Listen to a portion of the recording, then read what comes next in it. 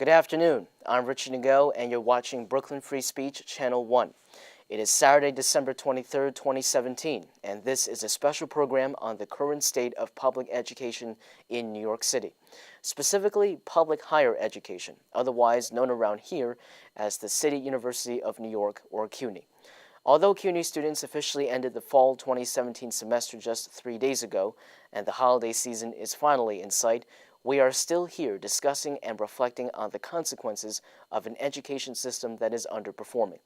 Tuition rates, although much lower when compared to private universities, are inevitably rising as we speak. Not enough classes are being offered to students on time, regardless of their major fields of study, which means that graduations are delayed more often than not. Austerity hits hard when students don't have enough academic resources that should be used in a timely manner. And the Excelsior Scholarship, which took effect in this academic year, remains highly controversial because of a residency requirement and the amount of coursework that a student must take every single semester in order to even qualify. We will explore these issues and other related developments in the next half hour. First and foremost, the rising costs of a CUNY education must be addressed. Back in late June, it was confirmed that the CUNY Board of Trustees approved a $200 tuition increase over the next 5 years, which means that tuition for all undergraduates at CUNY's senior colleges will increase to $6,530 per year beginning in fall 2017. And if the situation could not have been more worrisome, this was indirectly tied to the rollout of the new but controversial Excelsior Scholarship. I'll have more on that later in the broadcast. To truly understand when the new series of tuition increases began to take shape, you must go back to as far as 2011. In June of that year, the New York State Legislature passed a law that empowered boards of trustees at CUNY and SUNY to implement cost increases the way they see fit. This was known as the NY CUNY 2020 and NY SUNY 2020 initiatives.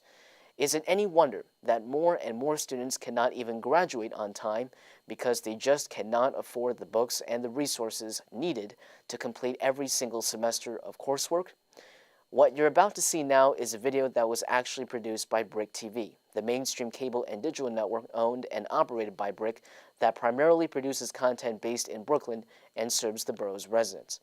This video was produced on July 5, 2016, and it covers hundreds of CUNY students protesting the proposed tuition hikes that could be imposed on their campuses.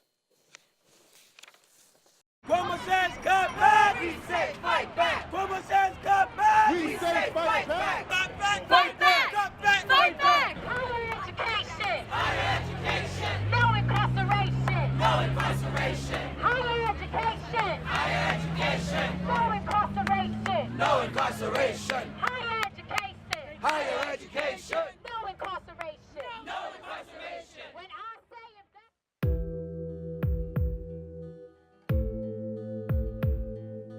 I was previously working a full-time job where I was working for Brooklyn College, which allowed me to pay tuition, but I had to leave it in order to attempt to finish school.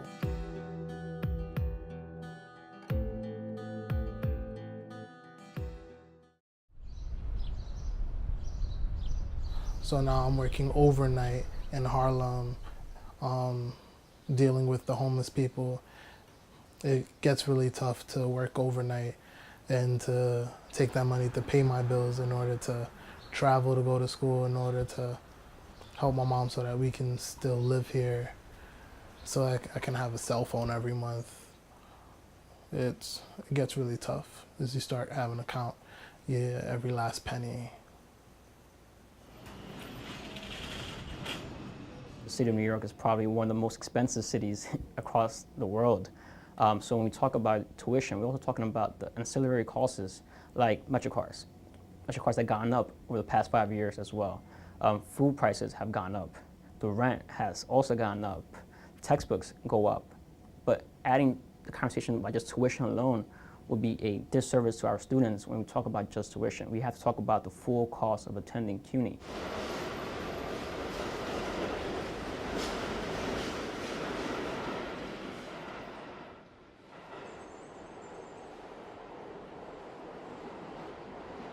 After I get off work, I'll go to office, I'll do whatever tasks I need to get done, and I'll also I end up staying there to do homework, classwork.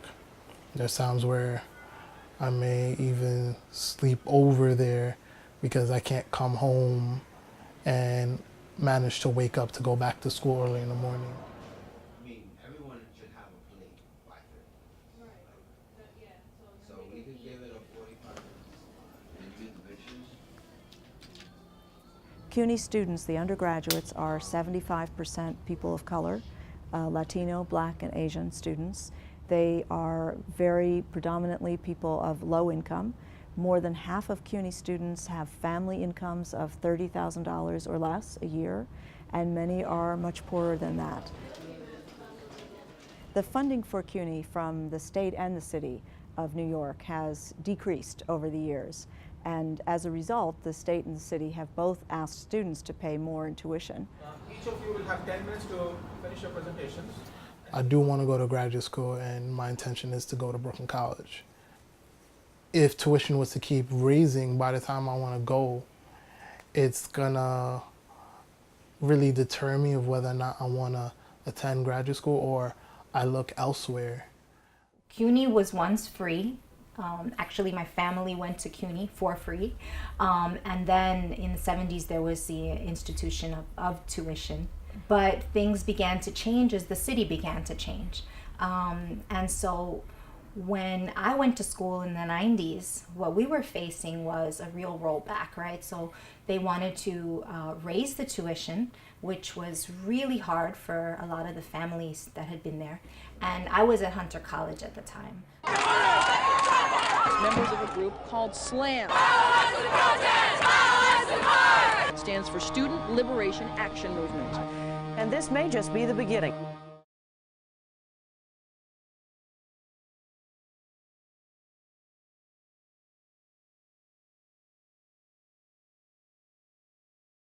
Now is not the time for us as a state legislature to roll things back years and years. We should not even be talking about a $485 million cut to CUNY. We shouldn't even be talking about it at all. As far as I'm concerned, we need to be talking about investing more into CUNY. We have to fight to make CUNY affordable, accessible.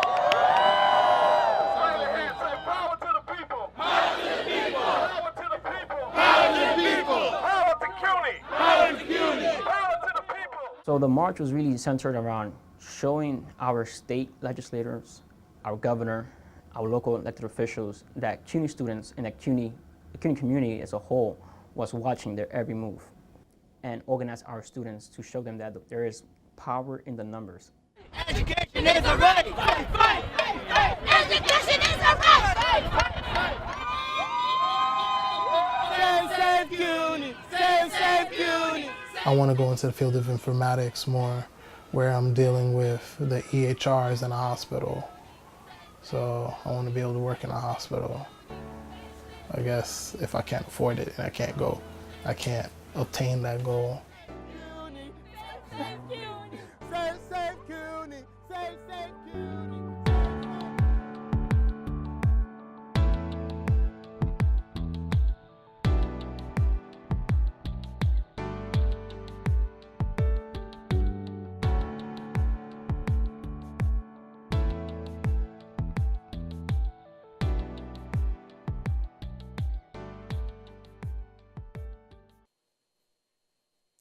Our thanks to our colleagues at BRIC TV for that informative and enlightening video. And to be entirely transparent, BRIC TV is totally separate from this public access network, Brooklyn Free Speech, which is also owned and operated by BRIC. As you just saw from that video, it wasn't just students protesting the setbacks that still face CUNY today, and tuition hikes was not the only issue of contention either. Budget cuts are another huge pain in the necks of students and faculty all across these 5 boroughs, and we'll be seeing the consequences of this form of underfunding in a few minutes. But first, if you thought that only the students were loud and clear, wait until you hear their professors, and of course, even more students.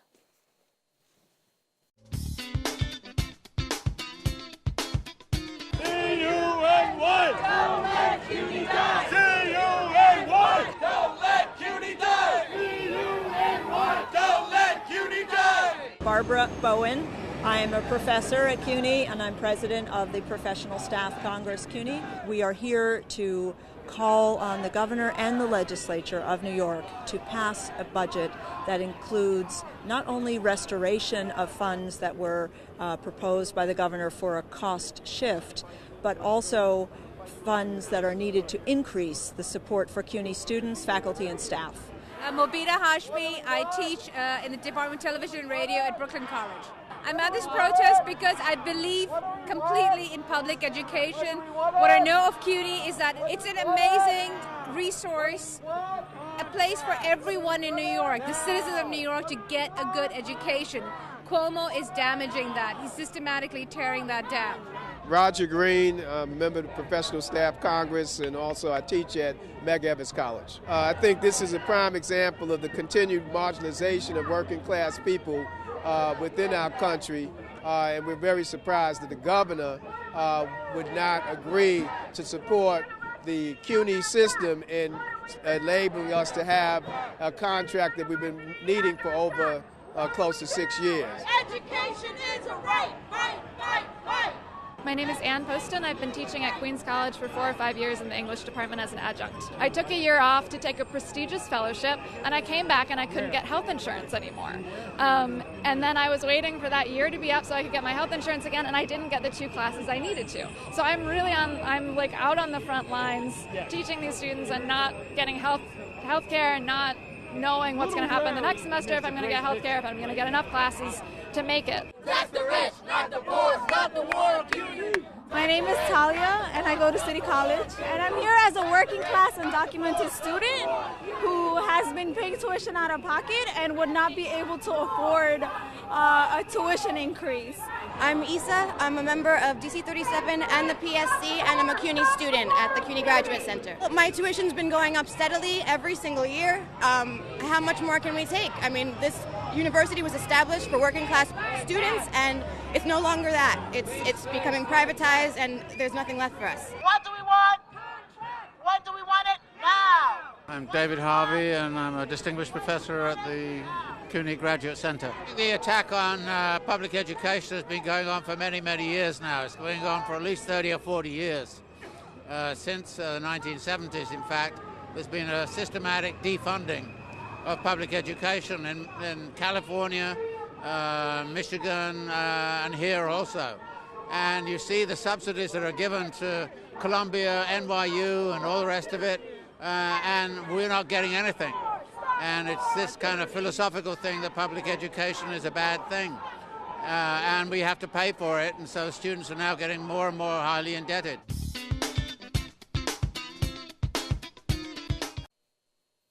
That video was produced by Democracy Now! On March 28, 2016, and the protests seen on the streets of Manhattan were an outcry for Governor Andrew Cuomo to pass a budget that consistently funds CUNY at adequate levels. But in this day and age, you must exceed the bar in order to survive, not thrive. So the question now is, did Governor Cuomo fulfill the people's demands, or are students looking at piles of dollars that will never arrive at their campuses? It's now time to take a closer look at CUNY's funding over the past several years. As the video from BRIC TV earlier in the program showed, the NY-CUNY 2020 plan implements the tuition increases in the first place. And unfortunately, Governor Cuomo's 2016 to 2017 executive budget extends that plan for another 5 years, which is no surprise to any CUNY student by now. But more importantly, that same budget requested a $485 million cut in state funding for CUNY.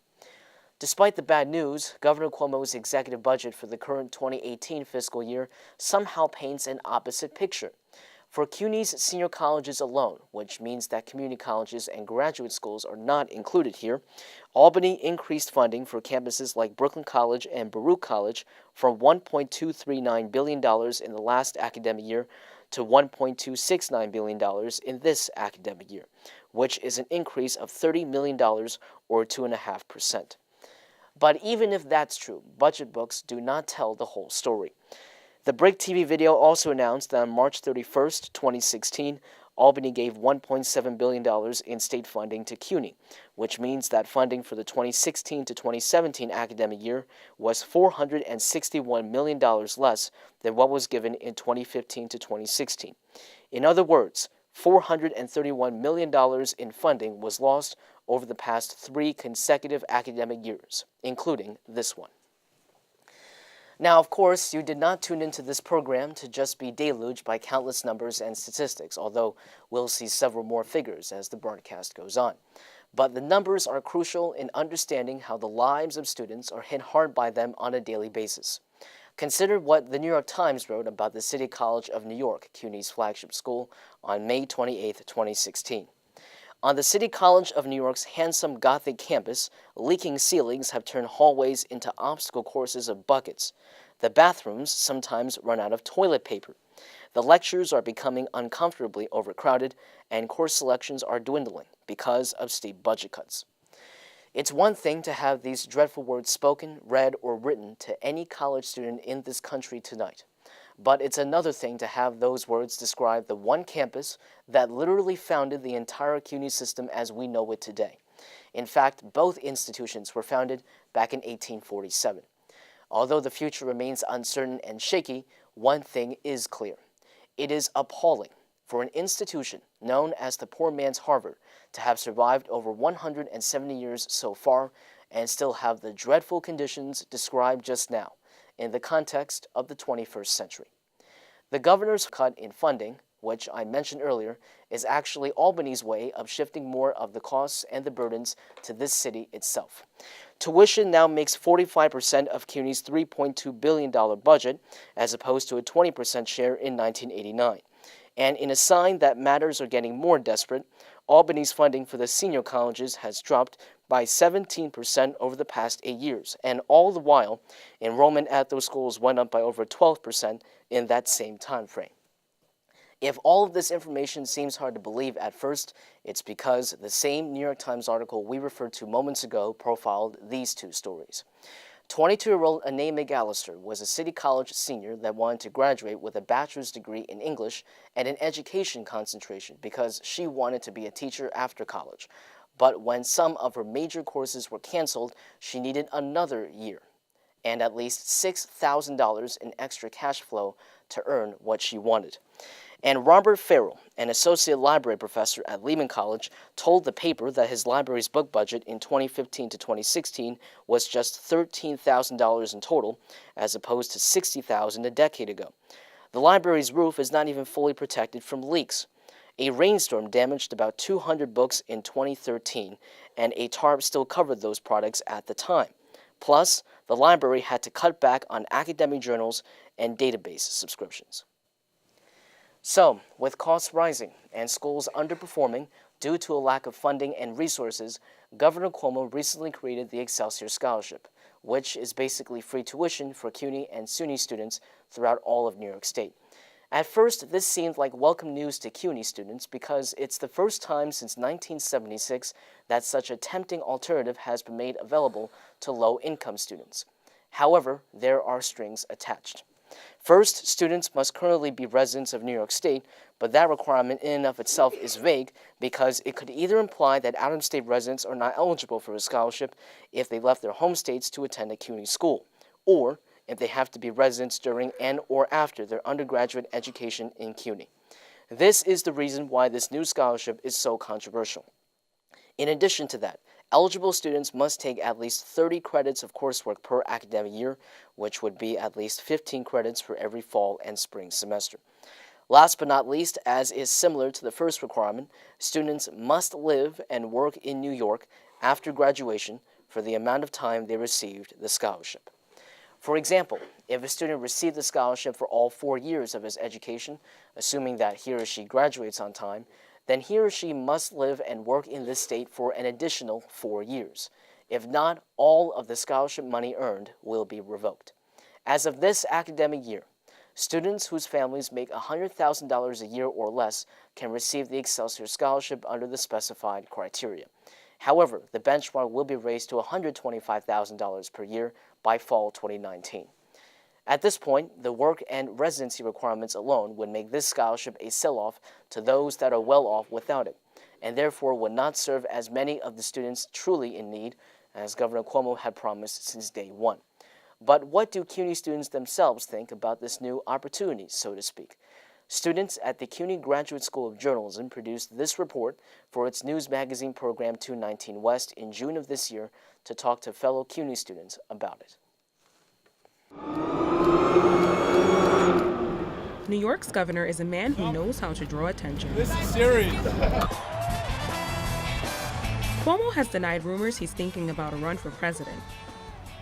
But in April, he came to the city to announce a new scholarship program holding a carefully orchestrated event that looked a lot like a campaign rally, complete with the ultimate Democratic surrogate, Hillary Clinton. You move to New York, you make your commitment in New York, you can get an affordable college education. They were there to introduce the Excelsior Scholarship, a new program cutting the cost of tuition at public colleges and universities for middle-class residents. They said they wanted it to be a model for the rest of the nation. We have free public college for any family who's making $125,000 or below, so no child will be denied college because they can't afford it. The governor's office said 80% of all families with college-age kids, nearly 1 million New York families, would be eligible based on salary. Headlines on the internet and across the country proclaimed New York the first state in the nation to pass free tuition for all students. But you know that saying, nothing in life is free? That seems to be the case with Excelsior. David Solano, a junior at City College, was excited to learn about the scholarship program. Immediately I thought, oh wow, so I won't have to take a loan out. I could just get this scholarship and do it through that. But his excitement was short-lived. I am not eligible. I found out there's actually a lot of reasons why. One reason? Solano is a fifth-year undergrad. Students who are currently enrolled in a CUNY or SUNY school are only eligible if they are on track to complete their degree on time. What's more, they have to be enrolled in college full-time and maintain a high GPA in order to get and keep the free tuition. It really only serves the students that have the privilege of not having the stress of having to work full-time or even part-time, or if you have children.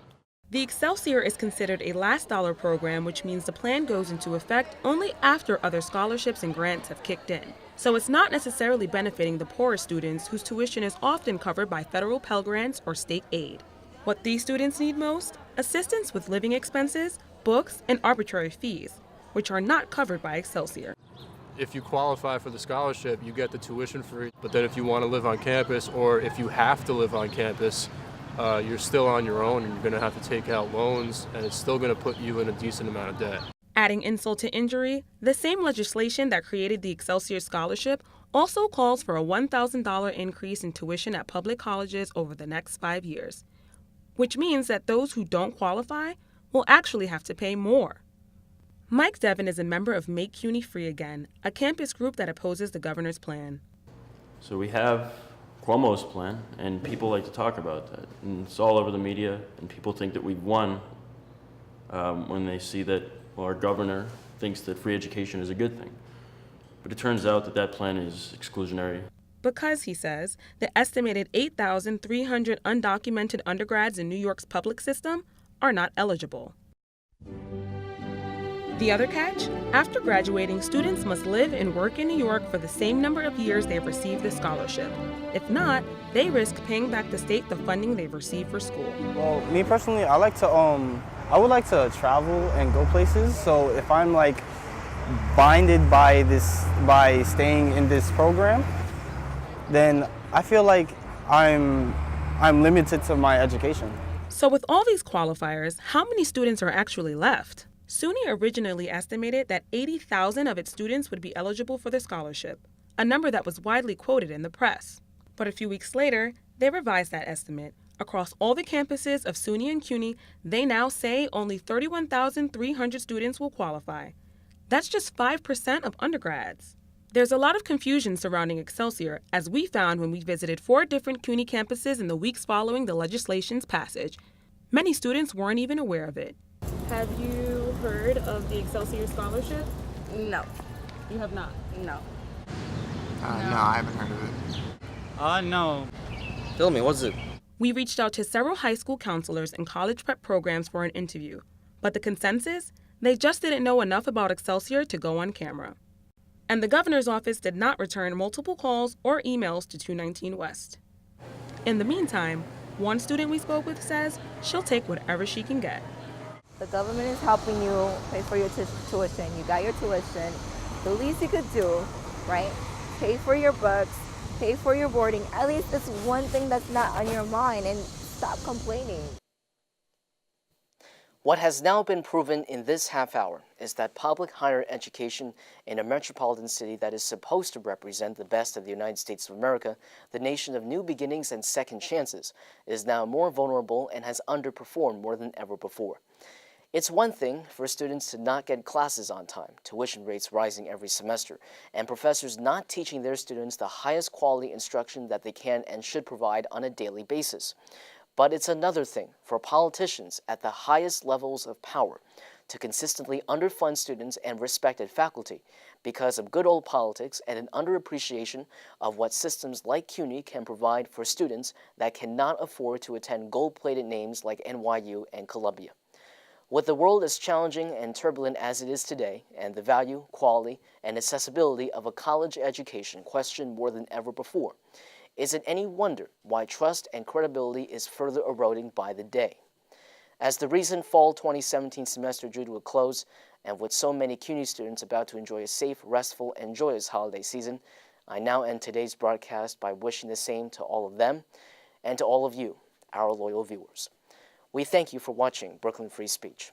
I'm Rich Nago, and on behalf of my team here at the BRIC Media Center, Merry Christmas and Happy New Year. Good night.